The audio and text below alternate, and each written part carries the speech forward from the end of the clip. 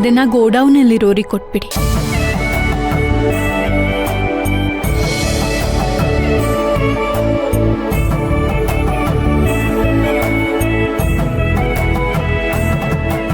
Hi Shivani, ನಿಂಗೆ waiting. Kamalamma, chief guest ಯಾರು ಅಂತ ಕೇಳ್ತಿದ್ರಲ್ಲ, ಇವ್ರೇ ನಮ್ chief guest. Welcome Shivani. Thank you Surbhi. ಅಲ್ಲ ಬಾವಾ, ಒಂದ್ ಸೆಲೆಬ್ರೇಷನ್ ಇಲ್ಲ, ಕೇಕ್ ಕಟಿಂಗ್ ಇಲ್ಲ, ಒಂದ್ ಸಾಂಗ್ ಇಲ್ಲ, ಡ್ಯಾನ್ಸ್ ಇಲ್ಲ, ಬರೀ ಸೀರೆ ಕೊಟ್ರೆ ಆಗೋಯ್ತಾ? ಇದು ನಿನಗ್ ನ್ಯಾಯನಾ? ಇದನ್ನ ಗ್ರ್ಯಾಂಡ್ ಆಗಿ ಸೆಲೆಬ್ರೇಟ್ ಮಾಡಬೇಕು ಅಂತ ನನಗೂ ಆಸೆ ಇತ್ತು. ಆದರೆ ನಿನಗೆ ಗೊತ್ತಲ್ಲ ನಮ್ಮ ಮನೆ ಪರಿಸ್ಥಿತಿ. ಅದು ಸರಿನೇ ಭಾವ, ಎಲ್ಲದಕ್ಕೂ ಕಾಲ ಕೂಡ್ ಬರ್ಬೇಕು. ಪರವಾಗಿಲ್ಲ ಶಿವಾನಿ, ಮುಂದಿನ ಸಲ ಯಾವ್ದಾದ್ರು ದೊಡ್ಡ ರೆಸಾರ್ಟ್ ಅಲ್ಲಿ ಜೋರಾಗಿ ಸೆಲೆಬ್ರೇಟ್ ಮಾಡೋಣ. ಅದ್ರ ಜವಾಬ್ದಾರಿನೂ ನಿಂಗೆ ವಹಿಸ್ತೀನಿ. ಹೌದು, ನಾನಿನ್ನ 9:30 ಬರಕ್ ಹೇಳಿದ್ದೆ, 10:00 ಬಂದಿದ್ಯಲ್ಲ? ಅಯ್ಯೋ, ಅದು ಅಪ್ಪನ ಜೊತೆ ಸಿಟಿ ಕಡೆ ಹೋಗಿದ್ದೆ, ಅದಕ್ಕೆ ಬರೋದು ಸ್ವಲ್ಪ ಲೇಟ್ ಆಯ್ತಷ್ಟೆ. ಪರವಾಗಿಲ್ಲ, ಬಂದ್ಯಲ್ಲ. ಕಮಲಮ್ಮ, ಚೀಫ್ ಗೆಸ್ಟ್ ಬಂದಾಯ್ತು, ಈ ಖುಷಿನಾ? ಹ್ಞೂ ಅಮ್ಮೋರೆ. ಇವತ್ತು ನಾವಿಲ್ಲಿ ಈ ರೀತಿ ಸೆಲೆಬ್ರೇಟ್ ಮಾಡ್ತಿದೀವಿ ಅಂದ್ರೆ ಅದಕ್ಕೆ ಮೂಲ ಕಾರಣ ನಮ್ ಶಿವಾನಿನೇ. ಈ ಬಿಸ್ನೆಸ್ ಐಡಿಯಾನೇ ನಮ್ ಶಿವಾನಿದು. ಈಗ ನಾವ್ ಹೀಗ್ ಸೇರೋದಕ್ ಕಾರಣನೂ ಶಿವಾನಿನೇ. ನಾವು ಶಿವಾನಿಗೆ ಎಷ್ಟು ಕೃತಜ್ಞತೆ ಹೇಳಿದ್ರೂ ಸಾಲ್ದು. ಅದಕ್ಕೆ ನಿಂಗೆ ನನ್ ಕಡೆಯಿಂದ ಒಂದು ಪುಟ್ಟ ಉಡುಗೊರೆ, ಸರ್ಪ್ರೈಸ್.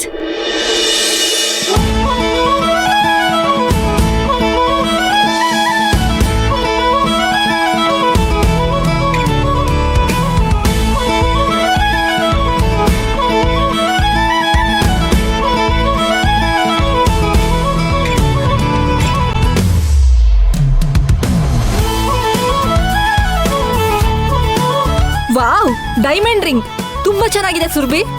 ನಿಂಗೋಸ್ಕರ ಸ್ಪೆಷಲ್ ಆಗಿ ಆರ್ಡರ್ ಕೊಟ್ಟು ಮಾಡಿಸಿರೋದು. ಇಷ್ಟ ಆಯ್ತಾ? ಯೂಶಲಿ ನಾನು ರಿಂಗ್ ಎಲ್ಲ ಅಷ್ಟೊಂದು ಇಷ್ಟಪಡಲ್ಲ, ಆದ್ರೆ ಈ ರಿಂಗು ತುಂಬಾ ಕ್ಯೂಟ್ ಆಗಿದೆ.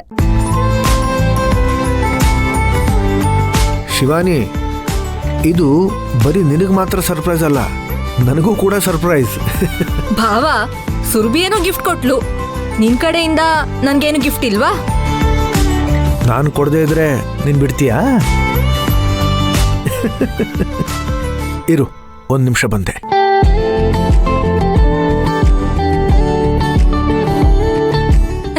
ಸುರ್ಬಿ, ನಿನ್ ಸೀರೆ ಕಲರ್ ತುಂಬಾ ಚೆನ್ನಾಗಿದೆ ಕಣೆ. Thank you. ನಿನ್ ಡ್ರೆಸ್ಸು ತುಂಬಾ ಚೆನ್ನಾಗಿದೆ. Thank you.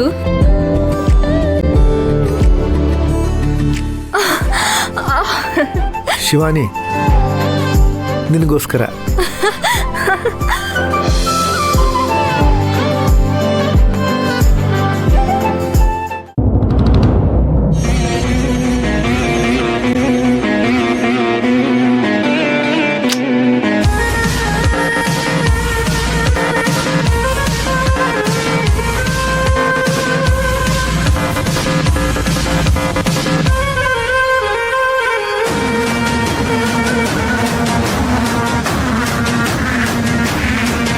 ಭಾವ, ನನಗೆ ಗೊಂಬೆಗಳಂದ್ರೆ ತುಂಬಾ ಇಷ್ಟ ಅನ್ನೋದು ನೀನ್ ಇನ್ನೂ ಮರ್ತಿಲ್ಲ ನೋಡು.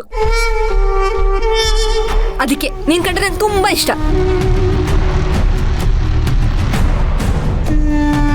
ಭಾವ, ಗೊಂಬೆ ತುಂಬಾ ಕ್ಯೂಟ್ ಆಗಿದೆ. ಅಮ್ಮೋರೆ, ಎಲ್ರೂ ಸೇರಿದೀವಿ, ಯಜಮಾನ್ರು ಬಂದಿದ್ದಾರೆ, ಒಂದ್ ಫೋಟೋ ತೆಕ್ಕೊಳ್ಳೋಣ. ಎಸ್, ಈ ಮೂಮೆಂಟ್ ಯಾವಾಗ್ಲೂ ನನ್ನ ತಲೆಯಲ್ಲಿ ಹಾಗೆ ಇರ್ಬೇಕು. ಕಮಾನ್.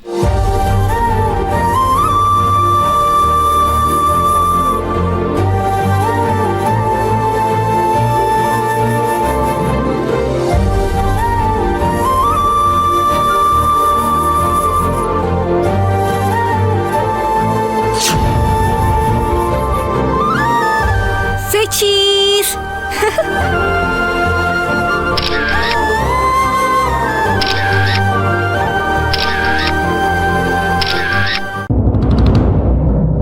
ಬನ್ನಿ ಸರ್, ಕೂತ್ಕೊಳ್ಳಿ. ಬನ್ನಿ, ಕೂತ್ಕೊಳ್ಳಿ.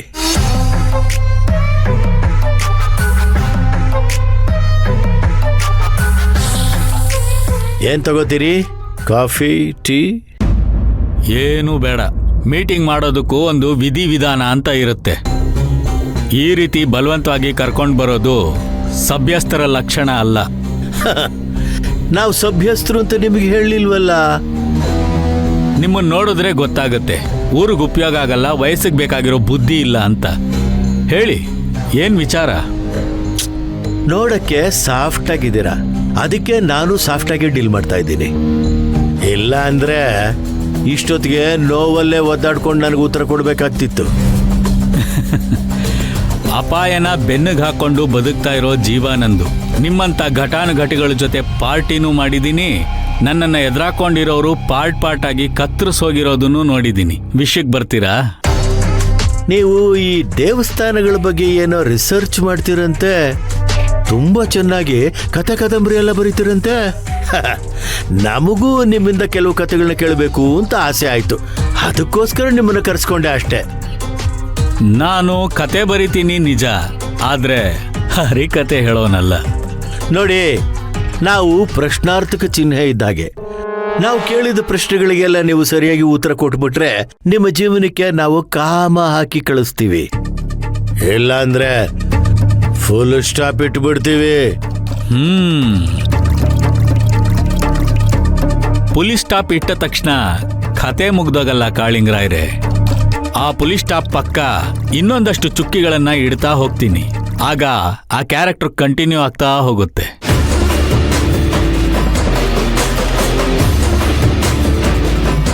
ಜಾಗ ಯಾವುದೇ ಇರಲಿ, ಕ್ಯಾರೆಕ್ಟರ್ ಏನೇ ಆಗಿರಲಿ, ಕಥೆಯಲ್ಲಿ ಎಂಥ ಟ್ವಿಸ್ಟೇ ಬರಲಿ, ಕ್ಲೈಮ್ಯಾಕ್ಸ್ ಮಾತ್ರ ಯಾವತ್ತೂ ಕಥೆಗಾರನ ಕೈಯಲ್ಲೇ ಇರುತ್ತೆ.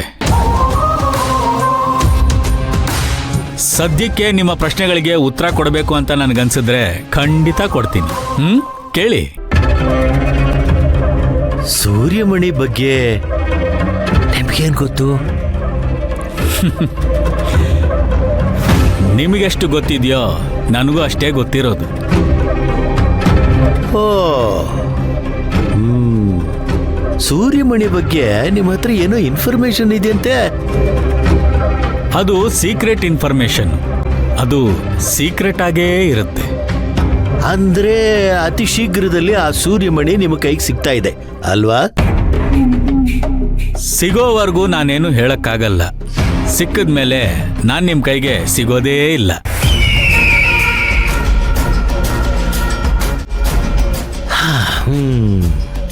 ಈಗ ಆ ಸೂರ್ಯಮಣಿ ಎಲ್ಲಿದೆ ಅಂತ ಸ್ವಲ್ಪ ಹೇಳ್ತೀರಾ? ಗೊತ್ತಾದಾಗ ಖಂಡಿತ ಹೇಳ್ತೀನಿ.